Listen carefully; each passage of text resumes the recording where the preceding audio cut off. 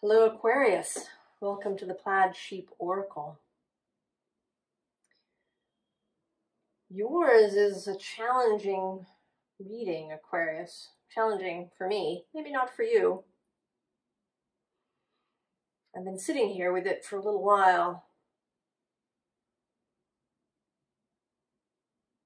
finding all the nuances, the little corners. And perhaps there's something about that for you. In your previous reading, you were advised to rest on your laurels, to take a little time and space. And maybe you've been discovering something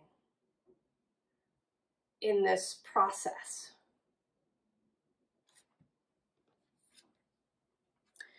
The first card here is Let It Go. Of course, it always makes me think of Frozen. Release the past, forgive, soften, move forward. And actually, Frozen sort of is related. When she goes out there on her own and she sings Let It Go and builds her ice castle,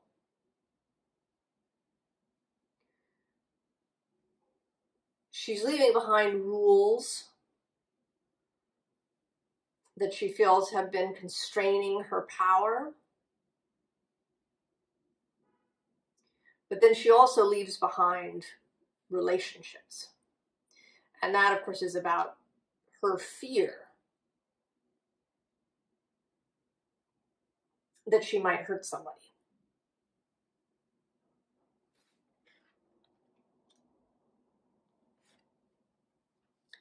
And then there's this doggy. And, you know, I see this dog as just waiting, right? He's waiting for the human to throw the ball. This is joy. There's no attachment here to anything. There's just the happy expectation of the ball.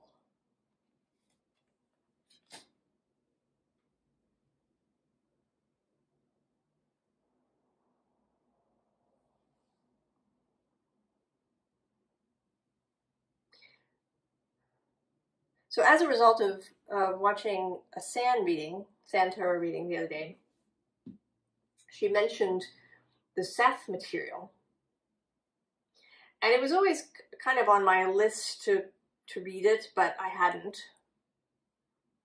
But then when she mentioned it, I felt this greater pull to do it. So I went and looked at the titles, and I chose one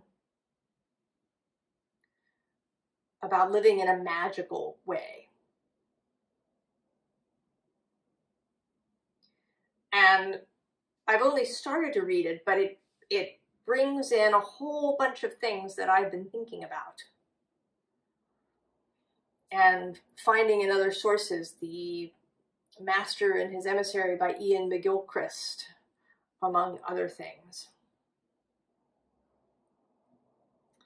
This notion of the kind of the two ways of being.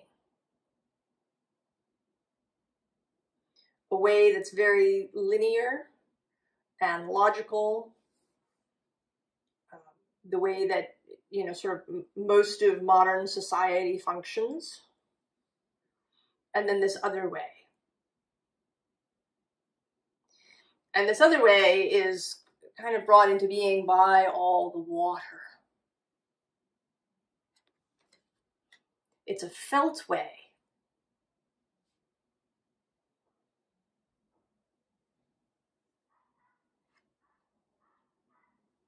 So we start with the sun.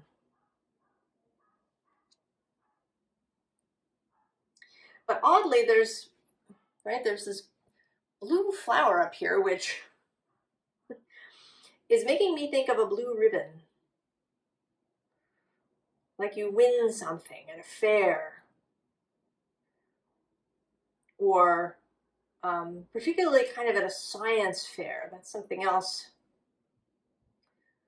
that cropped up for me yesterday in a chance meeting.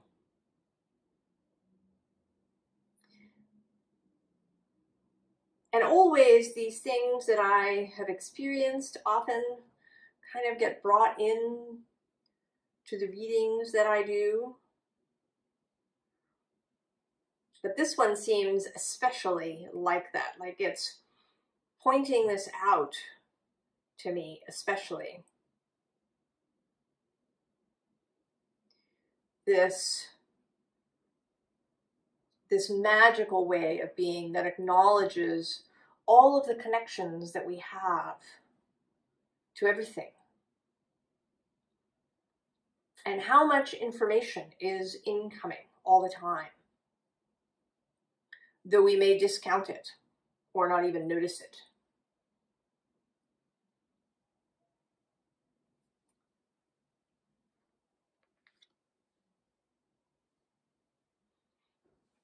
And so the Hierophant.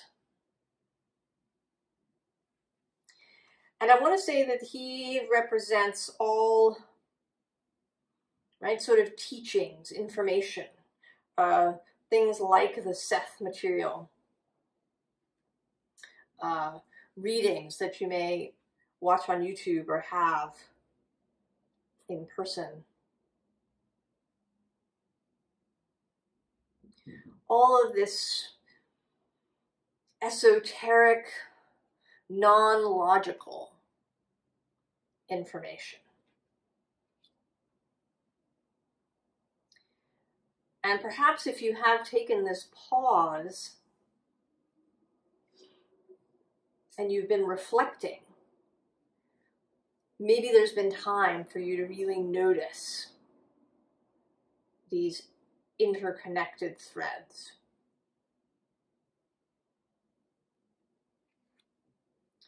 Because we have this Ace of Swords, and because the sword is stuck there in the skull, I feel like maybe you've been having trouble with this.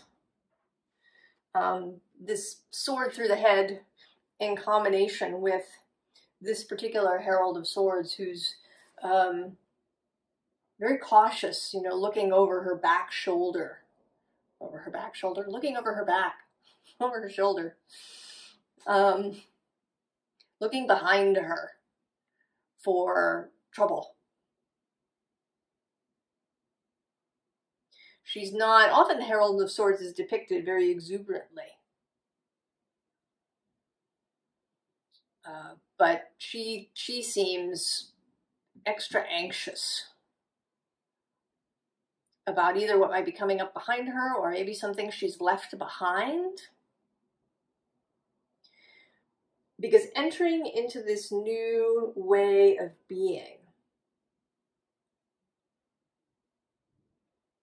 this more expansive, magical way of being, and it doesn't discount logic and reason and intellect. Those become integrated, they become tools with which one can do things in the world. But that the primary pathway for life is through that more magical way that takes into account all of the invisible world, those things we cannot see. So in the book, in the Seth Materials book,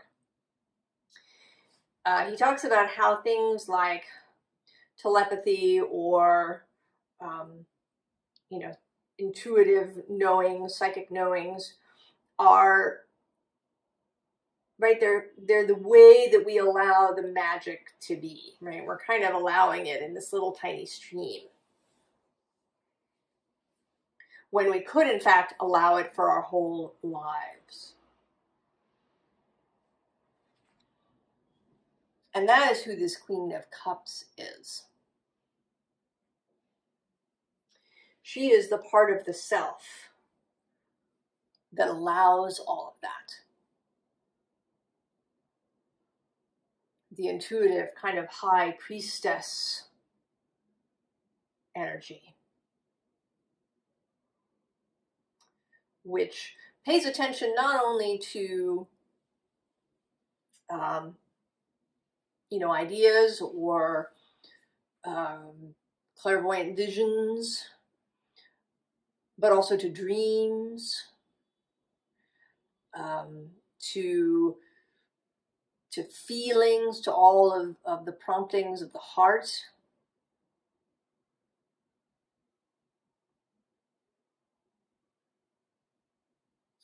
And, what's interesting about her is that she is kind of these cards, she is the brightest, right? There's all this yellow fire going on. She's got this goblet of green stuff, heart chakra colored liquid. And the Hierophant too, he's got a little bit of color going on. But these two cards are very, sort of black and white sepia toned. This logical part of the self that wants to break things down into pieces. It wants things to proceed always in what seems to be a logical way. And it could be that aspect of you is, I don't want to say fighting back, that's sort of too aggressive, but is digging its heels in, is maybe doubling down on the logical thinking.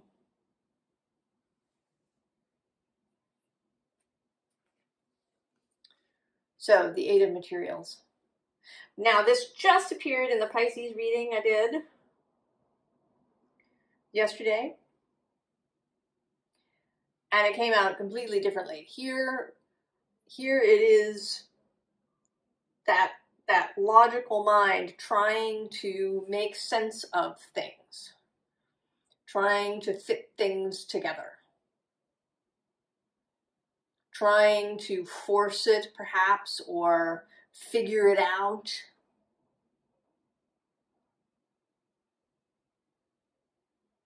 Just, looking at each piece individually rather than seeing the whole.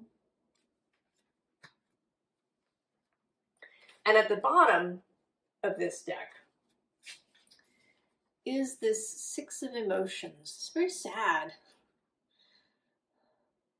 Six of Emotions. Looking right at the past. Really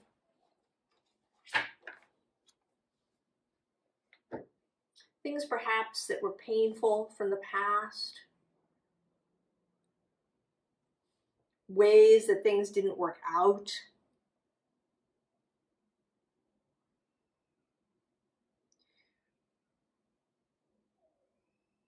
Ways that you were hurt. And the Knight of Emotions is here too. The Knight of Cups. And here too, right, with a sense of looking behind. All of these cards are looking backwards into the past.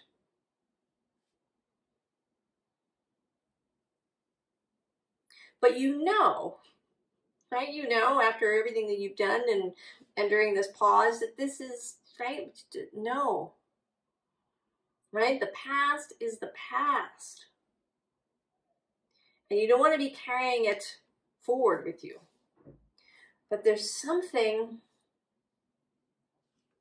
here you are, looking to cross this space, this muse of inspiration.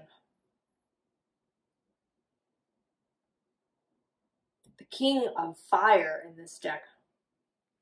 But it's a little bit alarming, this card.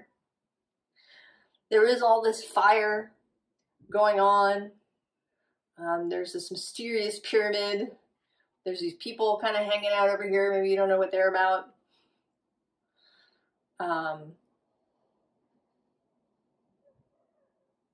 Right? There's these, you know, kind of little electrical storms happening. To that logical, it must be fit into a line, straightforward, must be intellectually acceptable self. Moving into this magical space might seem really, really frightening.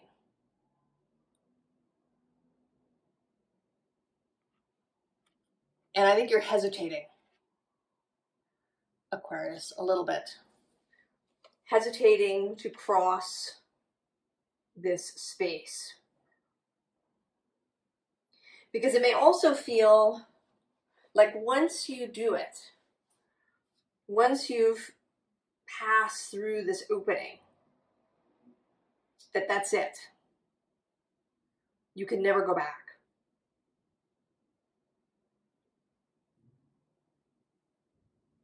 And that may be frightening too. Because it is true that sometimes things will fall away when we do this. That some relationships will end. But you're not doing what Elsa did. You're not going off into the wilderness to build your own fortress of solitude, to mix fantasies.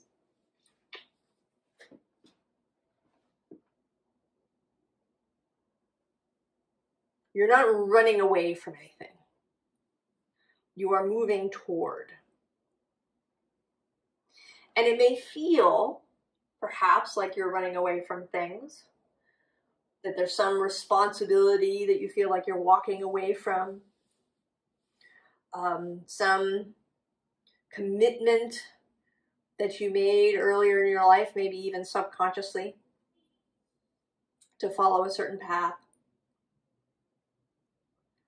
And it's making this extra challenging. But the energy is moving. And it's moving you through this opening. Both your own internal momentum, as well as the energy of your wider self, of source, of the universe, wanting to expand in beauty and complexity and joy. Because then we have two more nights. The Knight of Materials. And he is traditionally the slowest moving knight. In the Waite-Smith deck, he's actually, the horse is standing still. And here he's sort of cantering. There's all this green, but he is, right, this is a bountiful energy. And it's moving you towards the Magician. This energy of creation, of being able to bring the intellect into service of the whole, and of creation and manifestation, and building the life that you want and creating the relationships that you want,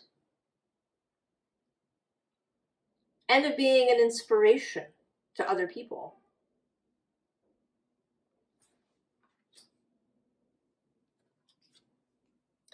And then we move to the Knight of Inspiration, the Knight of Wands. Sagittarius energy, flying like an arrow toward the target. No more stops. No more hesitations.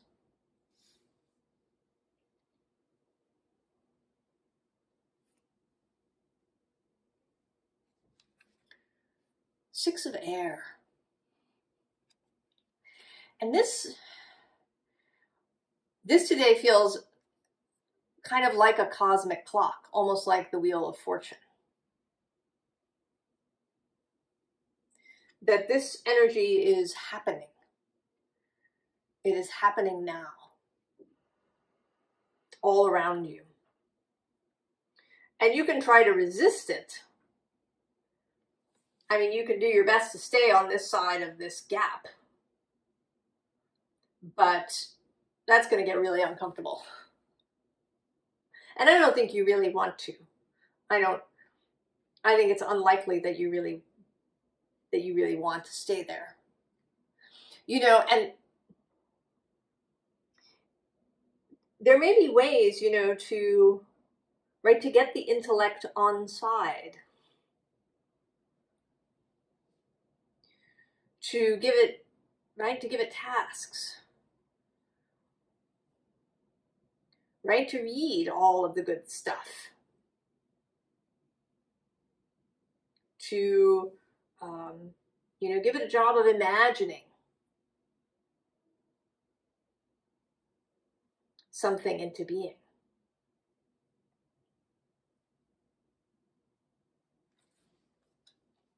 And underneath, interestingly, is this student of water, who is the Page of Cups. But it sort of makes me think of you, Aquarius. You know, you are the water bearer. But I think sometimes Aquarius forgets that they're carrying water around, that emotion is an important piece of being.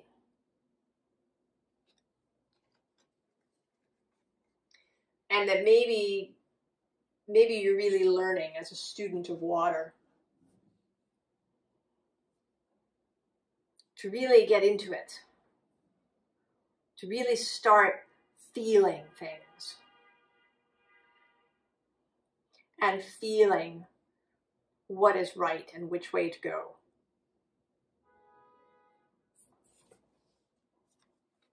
Ace of Pentacles, and this card popped out. I don't always take the pop-outs, but this one wanted to stay.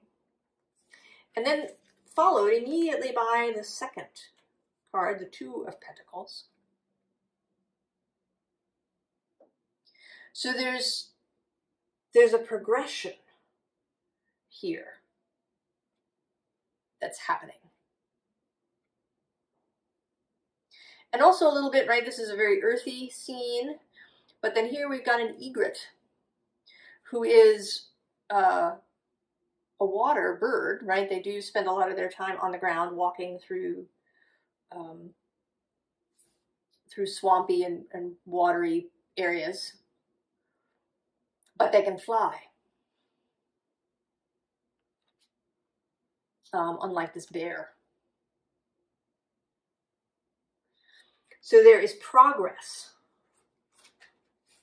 right? You start out slow, learning how to exist in this new way of being, this way that takes the magical into account, that is holistic, and then that allows you to become more and more expert at moving through and creating your own reality. And so we have the source of fire, the internal fire, Aquarius, that burns within all of us. And that is the internal source of inspiration and creativity.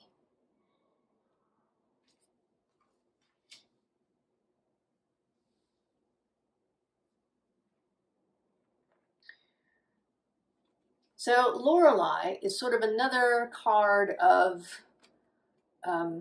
releasing the past. She's somebody kind of through anger and rage would lure sailors onto the rocks. The character of Lorelei. And in this deck, it's, you know, are you holding on to the past, right? To this ship? Are you holding on to it, sort of trailing it behind you everywhere you go? Or, and she wanted to come out, right? The deck wanted to sit above this card. Who has touched the sky?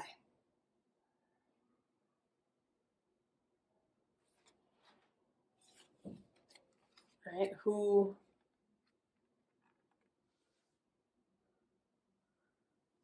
Right, and again, there's a kind of grayness to this card, and here the blue, right, of the sky is brighter.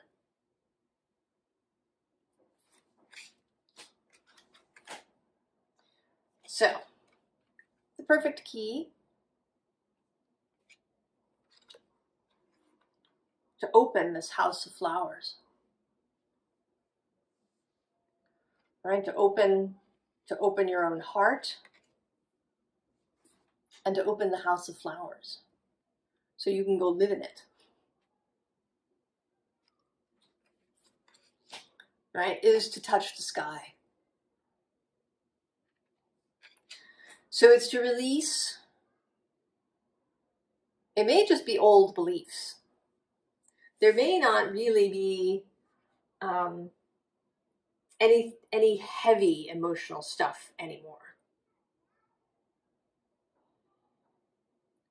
I feel like at this point we're really down to just, you know, that training that we all had from childhood, right? That things are solid, that things, there has to be order, cause and effect, that things have to proceed in a logical way, that things always have to make sense from our viewpoint. And it is, right? It takes time to get rid of this programming, to release it, because it's deep. You start having it, you know, pretty early on in the game, when you're just a wee person. And unless you luck out and have parents who are steeped in this stuff, in this kind of magical reality, the real reality, it may take you some time to be able to release this old programming. And so, can you hear me? Source, of course.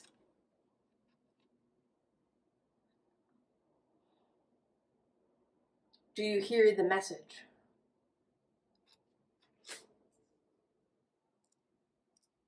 Don't discount these things. Write them down if you need to. Write down all the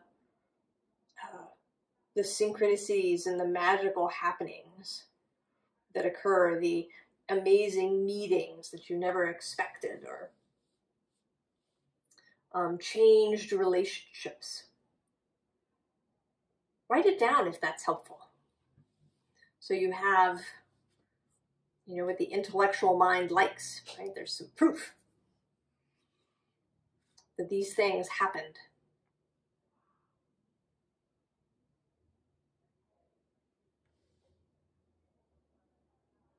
You know, read and reread things. You know, we have that phrase, preaching to the choir, but there's a reason for that. Because we live in a world that doesn't see it this way, it's really helpful to have a consistent infusion of what is really real.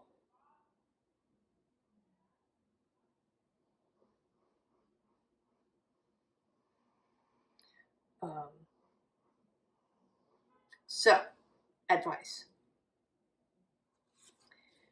Start in the underlying with this emotional bleed card. And this image of the leech.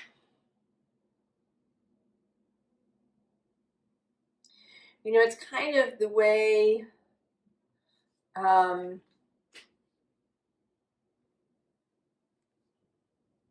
you know, if you allow yourself to get too immersed in what most people think of as the real world, it can leach energy and vitality out of you.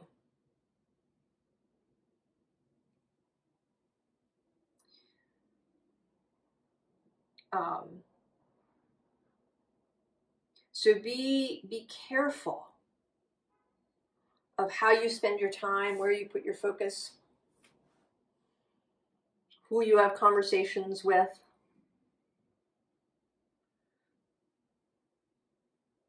That it isn't leaching your vitality out of you and isn't sort of, you know, making you second guess yourself.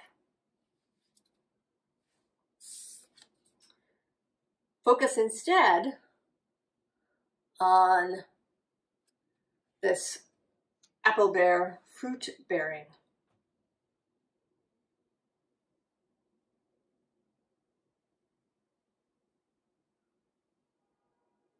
Actually, this last paragraph of the poem, Thor does not repeat his father's path. He walks towards, for releasing his ancestral past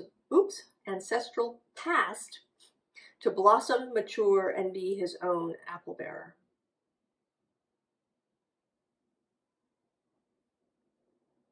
So you don't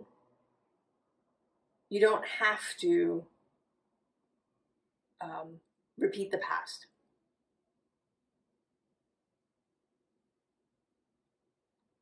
You can choose to plant your own trees, to create your own harvest when you focus on that. And then the Yttersten, burst free.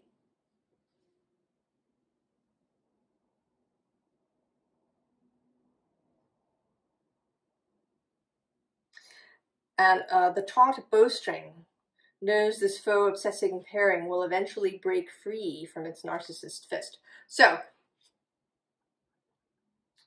the arrow is going to be allowed to fly.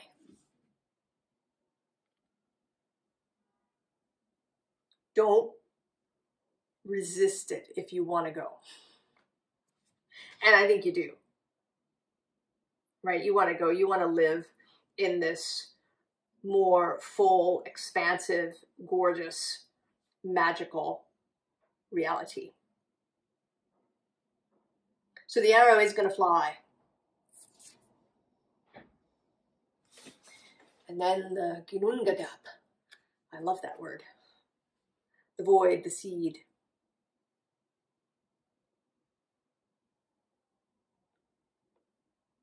Before all, the veiled void strains its velvet fanfare of silence breathing. Shimmering, glimmering dust emerges, swarming and forming, fated to become something new. Life must be. The physical screams to exist. Potential without, from within all and everything. The 0 point.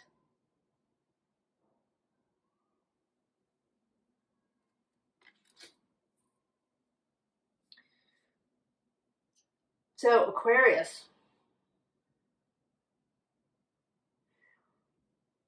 If you're struggling with old programming, with old beliefs, with fear around trusting the magical path, the energy is here to support you. And it may be that the thing that you can do for yourself is to find somebody to preach to your choir.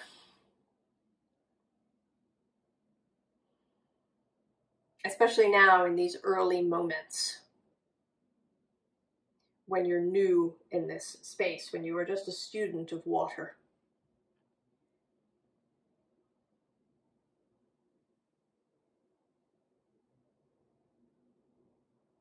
Create a space for yourself that will support and nourish this process for you as you start to move forward out of your pause.